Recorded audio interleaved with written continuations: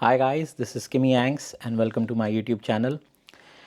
Well, this is the Friday morning experience from the 2024 F1 Belgian Grand Prix, and the time right now is about 9 in the morning. Here I am in Hasselt and we are about to head out to Spa-Francorchamps, first to pick up our race passes and then from there on to go to the circuit. Well, this is my 7th experience at the Belgian Grand Prix, my favorite track on the calendar. Being a Kimi Raikkonen fan, it's not too difficult to choose your favorite racetrack from the F1 calendar. And yeah, I'm really excited about what lies ahead. Lot of uncertain weather awaits us. We can see clouds hovering over the skies here in Hasselt itself, and even though Spa is about a 90-minute drive away, I'm sure things are not going to improve much at the circuit itself. As always, this is a traditional F1 weekend, not the sprint weekend that I had the chance of witnessing in Austria. So you have free practice 1 and free practice 2 on the Friday, followed by free practice 3 on Saturday, and then the F1 qualifying, followed by the Grand Prix on Sunday, of course. We also have the Formula 2 and the Formula 3 races happening as usual. And yeah, it's going to be an interesting event because I also have my friend along, a very dear friend from my engineering college days, Gautam, who is also a fan of the sport since his childhood, and it's his first ever F1 race. And he will be witnessing all the action from the main grandstand. So it's going to be good fun for him as well to experience the 1.6 V6 up close. But and yeah, let's hope that the weather stays kind enough for him too, because he will be out facing the elements, unlike me who has the luxury of being in the Paddock Club. Anyways guys, it's time to head out now, and yeah, more content coming your way once I've picked up my race passes from the team hotel and then from there on to the track.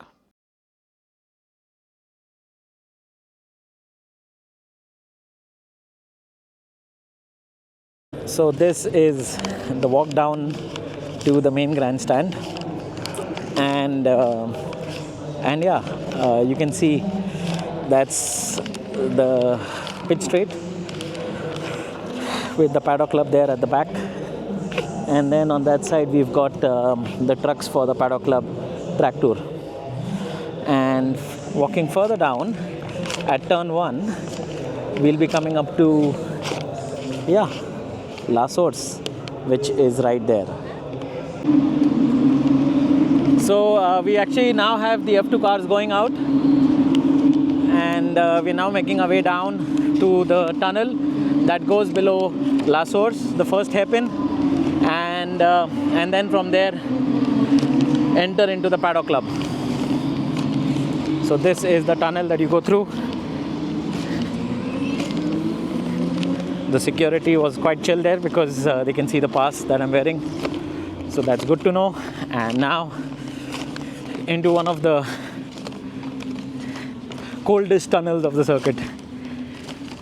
If it rains, it literally freezes in here. As this is the view from the Ferrari F1 Club. Most of the start-finish straight. Unfortunately, we have this structure coming in front of us, which is not allowing me to see the lights out. but yeah, we've got the team working on the Formula 1 movie there. Yeah. And it's really cool to see this F1 car powered by an F2 engine actually. So, and right up there you can see the bus stop chicane, the run into bus stop. Welcome to the pit lane walk, and this is the Ferrari garage. We can see the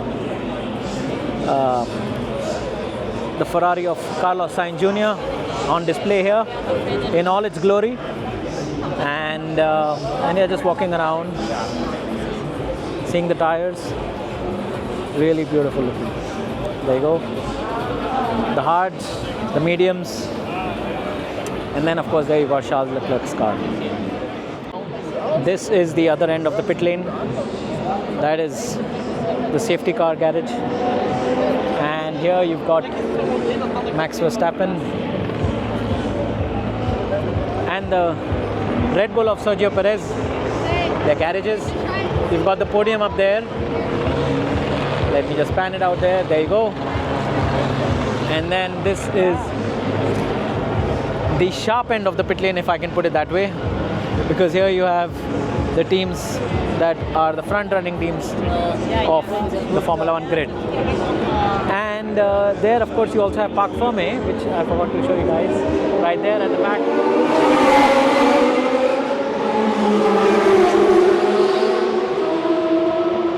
We have the historic F1 cars demonstration going on, so hence all that noise, or rather not noise, but music to the ears of the old Formula 1 fans. And here you can see the garage of Mercedes.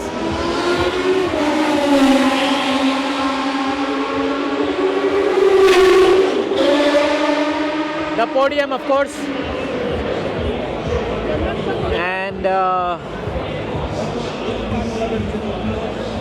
then that is the Mercedes of George Russell, who unfortunately suffered a retirement in Silverstone. That is the pit stop practice for the McLaren F1 team.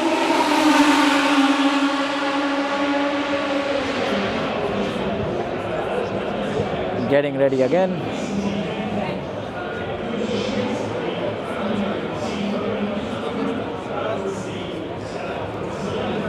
A nice push.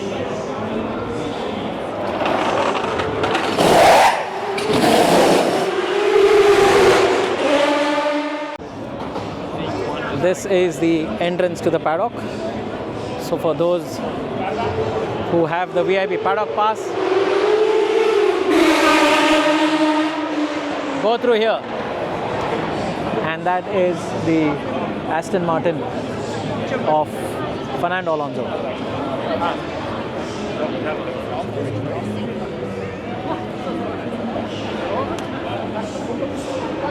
Looks really regal.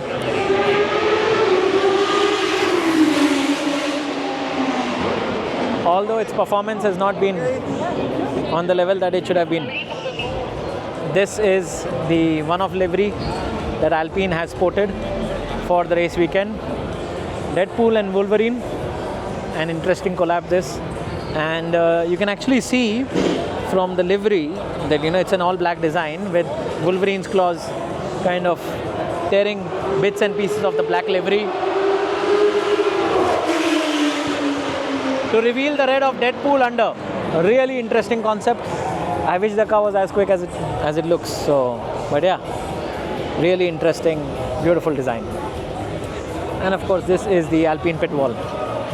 Walking further on, we have Williams.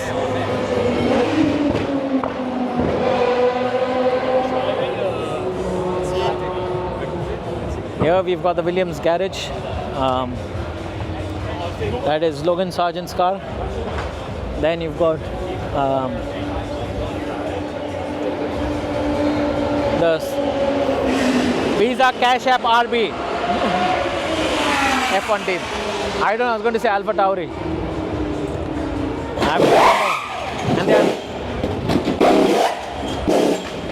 And they're doing the pit stop practice. In the Kick Sauber F1 team garage, Zhou Guanyu and Valtteri Bottas.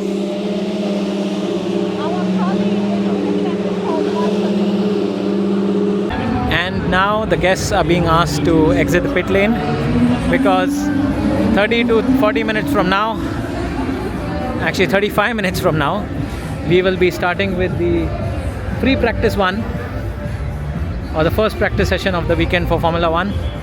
This is the end of the pit lane, the pit exit. They go around and then they exit onto the run up to Eau Rouge. And yeah, this is how the pit lane is. Not as wide as Austria, I feel.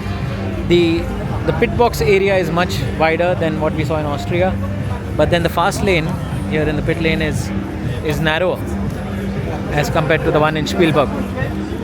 So yeah, there are some subtle differences here between the pit lanes of the Red Bull Ring and Circuit de Spa-Francorchamps.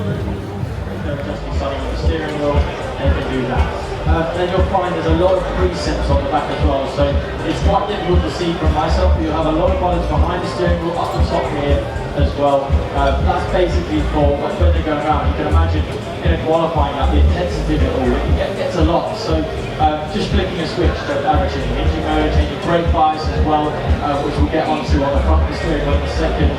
It's all driver preference. And again, as I said already, you can adjust the buttons accordingly as well. So for example, on the front, on the swipe mic, you can have the neutral button on the right hand side, sharp button on the neutral button on the left hand side.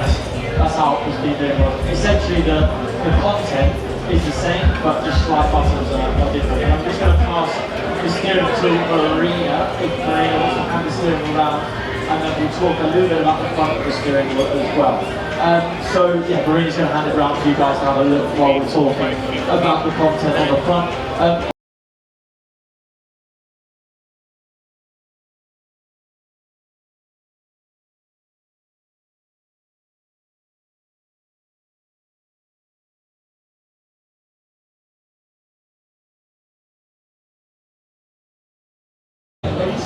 Welcome to the start of Free Practice 1, the first practice session for Formula 1 this weekend.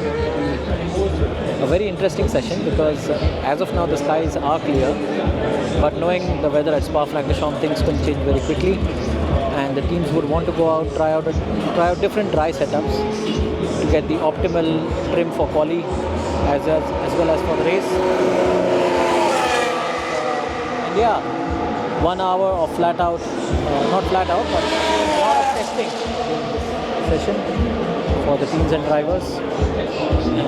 This is going to be a very interesting F1. There you can see Ferrari negotiating the bus stop chicane. And then from there on we've got the Red Bull of Checo, followed by Carlos Sainz coming right at the end.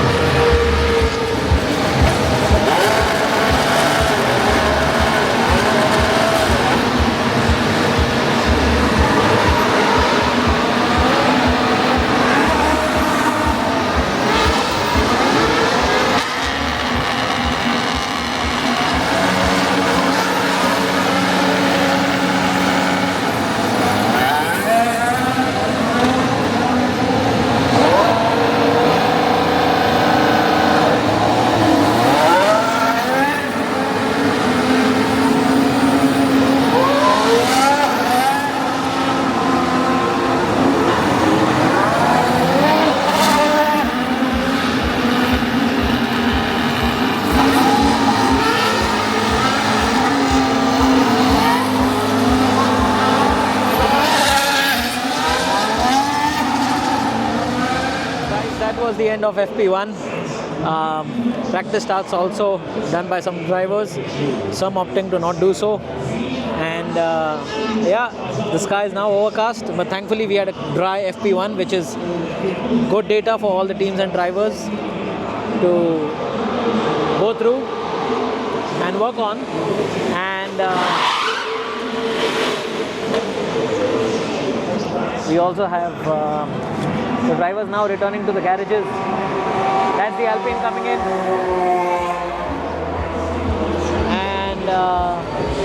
And yeah, it's been a very good, productive session for everyone up and down the grid.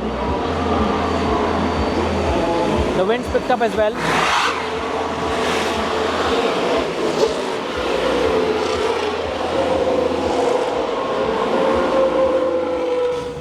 Welcome to the paddock here at Spa-Francorchamps.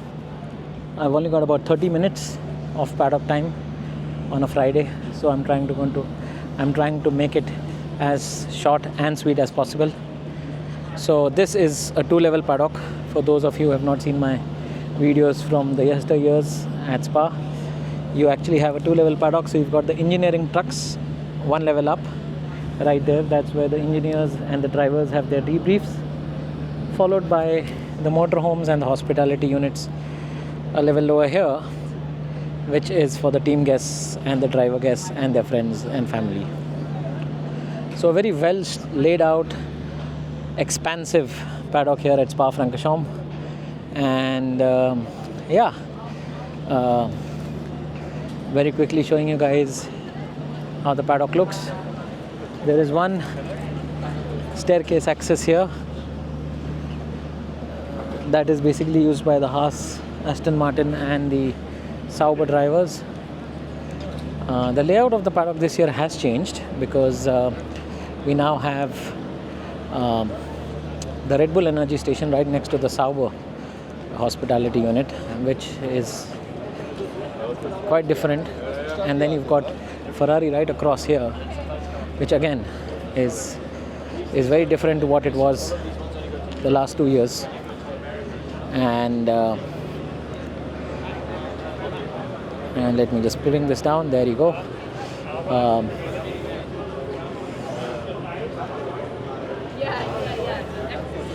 So this is the Red Bull Energy Station, of course, the biggest unit here. Let me just, look at the size of that unit. It's a huge thing. And then walking across, that of course is the Ferrari one. And then walking across, you've got the hospitality for Formula One and its guests. The FIA, the stewards and the guests of the FIA. And then on the left, we have this really big Mercedes hospitality unit, followed by the BWT Alpine. This is a brand new hospitality center that's made its way into Belgium. Looks absolutely stunning, this one. And on this side, we've got McLaren, followed by the Williams, all right there on the far side. We keep walking, and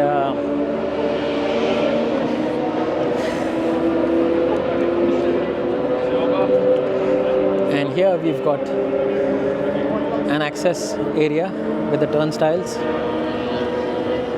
to bring in the VIP guests of Formula One. And here we've got some waffles and coffee for the guests to enjoy here in Belgium.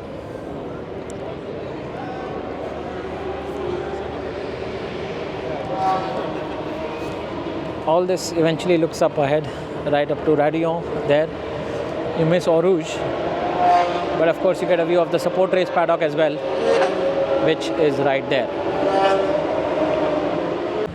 This is the upper level of the paddock, which is on the level of the pit lane and the garages, the team garages.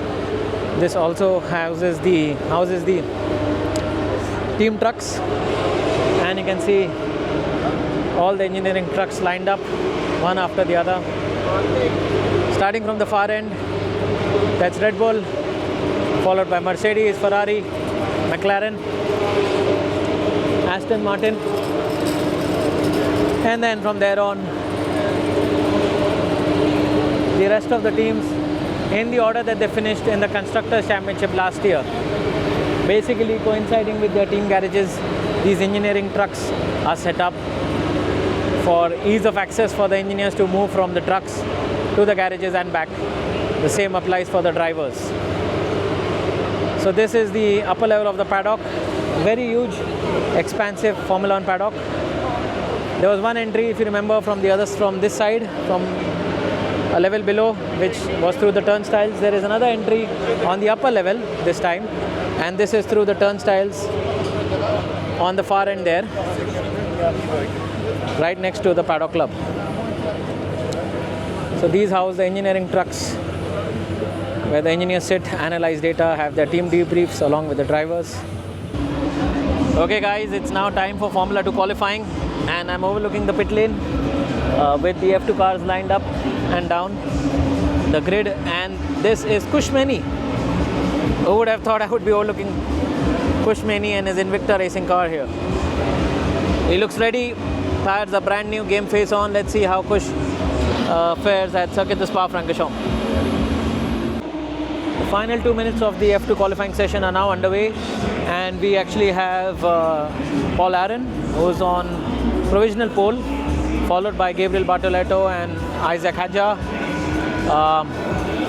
Kushmeni is way down in P12, so not really a good qualifying session going on for him right now. But yeah, a lot can change in the next couple of minutes. So let's see how things pan out.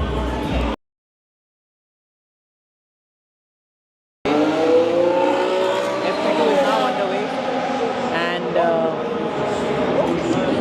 we are 15 minutes into the session. This is of course a very pivotal session for the drivers because they'll first be running in quali-sim, low fuel runs, and then move on to the race simulator runs, the race simulations, where they'll be having almost a full fuel load and just going around the circuit, setting lap time after lap time to understand what their indicative race pace will be. That is FP2 done and dusted. Quite an interesting session this for the McLarens, because they seem to be the best team on the grid currently in quali and race sim, and Verstappen was P3 with Ferraris being P4 and P5. A productive session for Ferrari as well. The weather stayed dry, thankfully, but the clouds look ominous, and these are clear signs of rain incoming very soon. But that's Formula 1 action done and dusted for the day. In some time, I'll be going down for the second pit lane walk of the day. I actually forgot to enroll myself for the track truck tour. Hopefully the rain stays away tomorrow and I can get to be on the truck, or I might just chance my arm and see if I can get a spot today in the track truck tour itself. So guys, this is a different view of the racetrack. This is from La Source. So you come out of La Source, that's a gravel trap right there, and then it's a run up to Eau Rouge and Radion, which goes right up till there ahead.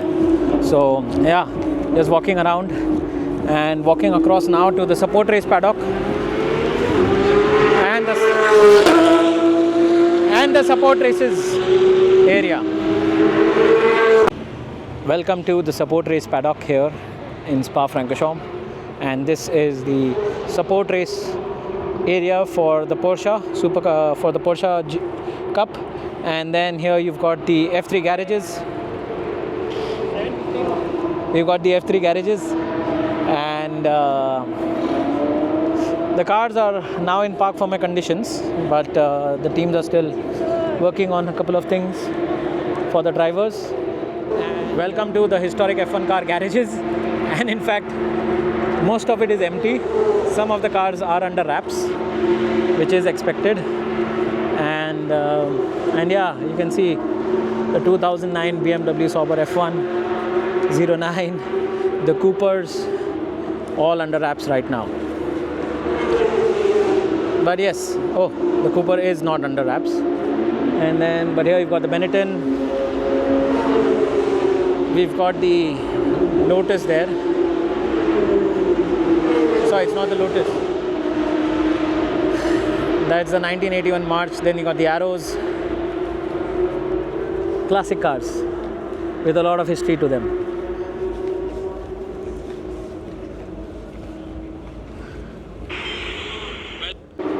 And this is the support race paddock for the F2 cars. Actually, these are all the motorhomes and the trucks, starting with Prema Racing, ART, AIX Racing, Dams, MB Motorsport, Invicta Racing, Trident, and these are used by the drivers to basically relax and also have their race debriefs or their session debriefs. This is the support race paddock for the F2 and we're walking further on from here towards the Formula 1 paddock now, and from there I have gotten myself a pass to go on the Paddock Club truck tour or the Paddock Club truck track tour, and hopefully I should be able to show you guys some more sights of this beautiful racetrack in the Ardennes. From the support race paddock now to the Paddock Club entrance,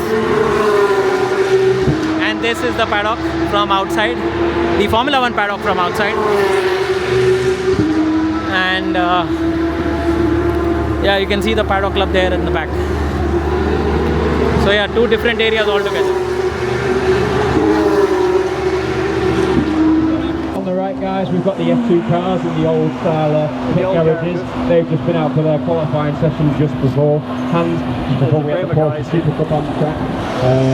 And yeah, if you look forward now, guys, hold on tight, because we're going to start climbing into the famous Eau Rouge and Raidillon. Talk us through it, Laura. This is the best part of this circuit. We all love it. 7 kilometers, and this is the one you want to be on in this section.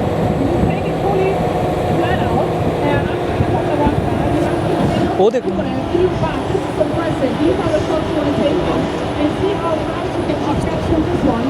Being precise, not run up area. We're trying to come as far to the outside and have the best turning in point. You can see the rubber on the ideal line. This is where you normally turn in, and just how you feel as a driver. I mean, the rubber rush is crazy because you come up here on the challenge straight, you have to have a 6-toe, because this is the first option where you can overtake, and you have to actually nail the corner. You do, you're absolutely So right. we are driving out of Spa-Francorchamps now. That is where the taxi stand usually is, and yeah, there is still some traffic on our way back to Hasselt, but yeah, been a interesting day with all the walking towards the end of the day, and meeting a few drivers and a Hollywood celebrity in Brad Pitt. Well, Spa is full of Dutch fans for Max Verstappen, of course, who had quite a productive day at in FP1 and FP2 with his really quick lap times. Of course, he still has to carry that 10 place grid penalty into Sunday, and it'll be interesting to see how that Red Bull comes through the field.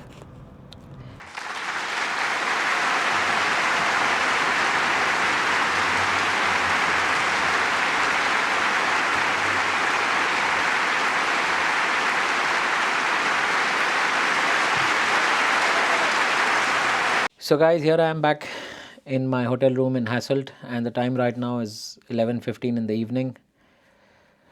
Need to take a shower, change, head to bed, and then get up again at about 7 to leave at around 8 in the morning for Circuit de Spa-Francorchamps. Hope you guys have enjoyed the content from this Friday.